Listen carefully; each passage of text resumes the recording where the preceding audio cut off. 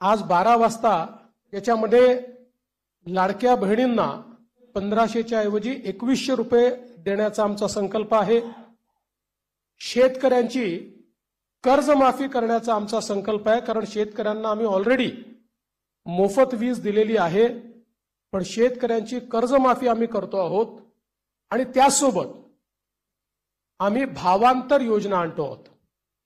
म्हणजे हमी भावापेक्षा जर कमी भावामध्ये मार्केटची खरेदी सुरू झाली तर हमी भावाने खरेदी तर करूच, पण ज्या ठिकाणी हमी भावाने खरेदी होणार नाही त्या ठिकाणी भावांतर योजना राबवून जो काही मधला डिफरन्स आहे तो थेट शेतकऱ्याच्या खात्यामध्ये टाकण्याचा निर्णय आम्ही घेतलेला आहे। आणि हे आम्ही मागच्या वर्षी देखील करून दाखवलं। आपल्याला कल्पना आहे की आंतरराष्ट्रीय बाजारपेठेमुळे कापूस आणि सोयाबीनचे भाव पडल्यानंतर आम्ही लोकसभेपूर्वी निर्णय घेतला होता की भावांतर योजनेतून आम्ही पैसे देऊ। आचारसंहिता संपल्याबरोबर ते पैसे थेट शेतकऱ्यांच्या खात्यामध्ये आम्ही दिले आहेत। आम्ही या ठिकाणी प्रत्येक गरिबाला अन्न आणि निवाऱ्याचा हक्क हा देण्याचा निर्णय घेतलेला आहे। आणि जी वृद्ध पेन्शन योजना आपण चालवतो, ज्याच्यामध्ये 1500 रुपये आपण देतो, ते 1500 रुपयावरनं 2100 रुपये आपण करण्याचं ठरवलंय। किंबहुना अशा प्रकारच्या सहाय्यतेच्या जेवढ्या योजना आहेत, मागच्या काळामध्ये महायुतीच्या सरकारने 1500 रुपये केले होते, ते 1500 रुपयाचे 2100 रुपये आता पुन्हा महायुतीचं सरकार आल्यानंतर आम्ही त्या ठिकाणी करणार आहोत। यासोबत ज्या जीवनावश्यक वस्तू आहेत त्यांचे भाव स्थिर ठेवण्याकरता आम्ही त्या ठिकाणी मार्केट इंटरव्हेन्शन करणार आहोत।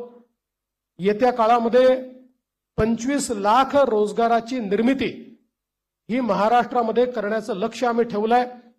आता ज्या गतिशीलतेनं महाराष्ट्रामध्ये औद्योगिकरण होत आहे आणि एफडीआय मध्ये देशाच्या 52% एफडीआय आपल्याकडे आलाय, मला विश्वास आहे की 25 लाख रोजगाराच्या संधी आम्ही तयार करू आणि त्याचसोबत 10 लाख विद्यार्थ्यांना या ठिकाणी विद्यावेतनाच्या माध्यमातून आम्ही त्या ठिकाणी नोकऱ्या करण्याकरता किंवा त्यांना रोजगार देण्याकरता अग्रसर असणार आहोत। दुसरं, मागच्या 2.5 वर्षामध्ये आम्ही सरकारी नोकऱ्यांवरचा सगळा निर्बंध हटवून जवळपास 1 लाख पेक्षा जास्त, आम्ही 75,000 घोषणा केली होती, पण 1 लाख पेक्षा जास्त नोकऱ्या या सरकारी क्षेत्रामध्ये त्या ठिकाणी दिलेल्या आहेत। आणि यासोबत आमचा प्रयत्न आहे की जो गरीब किंवा मध्यमवर्गीय आहे याला सौर आणि अक्षय ऊर्जेचा वापर करून त्याच्या वीज बिलामध्ये 30% सूट हे आम्ही त्याला देण्याचा प्रयत्न करणार आहोत। त्यासोबत सरकार स्थापनेच्या 100 दिवसामध्ये विजन महाराष्ट्र 2029 अशा प्रकारचं एक विजन डॉक्युमेंट हे आम्ही तयार करू। विज्ञान आणि तंत्रज्ञानाच्या क्षेत्रात आम्ही महाराष्ट्राला पहिल्या क्रमांकावर कसं ठेवायचं हा आमचा प्रयत्न असेल। मेक इन महाराष्ट्राचं जे धोरण आहे ते अधिक प्रभावीपणे राबवून याला मोस्ट प्रेफर्ड डेस्टिनेशन अशा प्रकारची परिस्थिती आम्ही तयार करू। महाराष्ट्राला फिनटेक आणि एआय याचा हब म्हणून आम्ही तयार करू। फिनटेक आणि एआय मध्ये सर्वात जास्त पुढच्या काळामध्ये रोजगाराची निर्मिती होणार आहे आणि त्याचं सर्वात मोठं केंद्र हे महाराष्ट्र असेल। यासोबत एरोनॉटिकल आणि स्पेस या क्षेत्रामध्ये उत्पादनाच्या संधी आहेत, त्या संदर्भात आमचं सरकार काम करेल।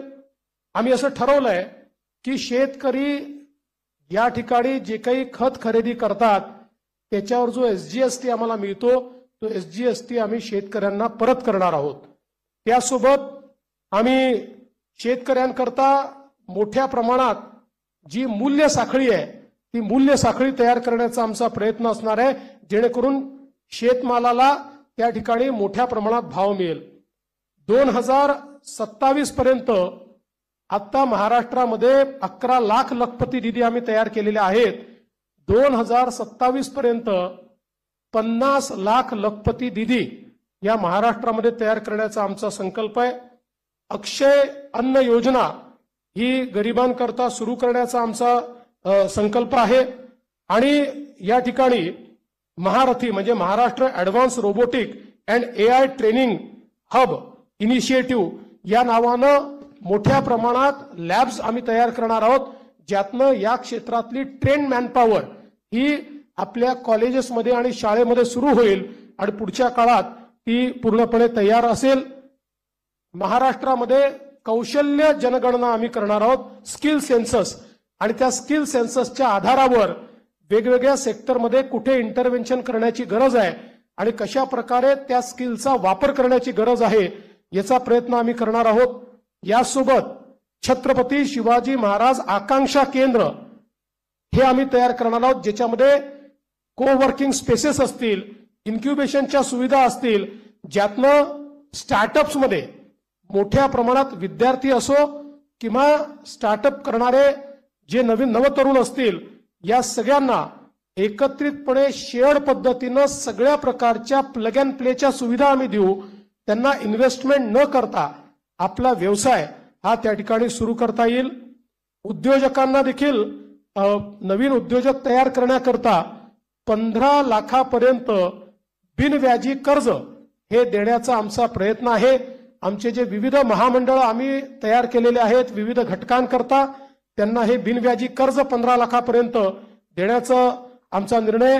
यासोबत ओबीसी असतील, ईबीसी असतील, ईडब्ल्यू असतील, एनटी असतील, व्हीजेएनटी असतील आणि अर्थातच एससी आणि एसटी असतील, या सगळ्यांना शिक्षण शुल्क आणि परीक्षा शुल्काची प्रतिपूर्ती करायची हा निर्णय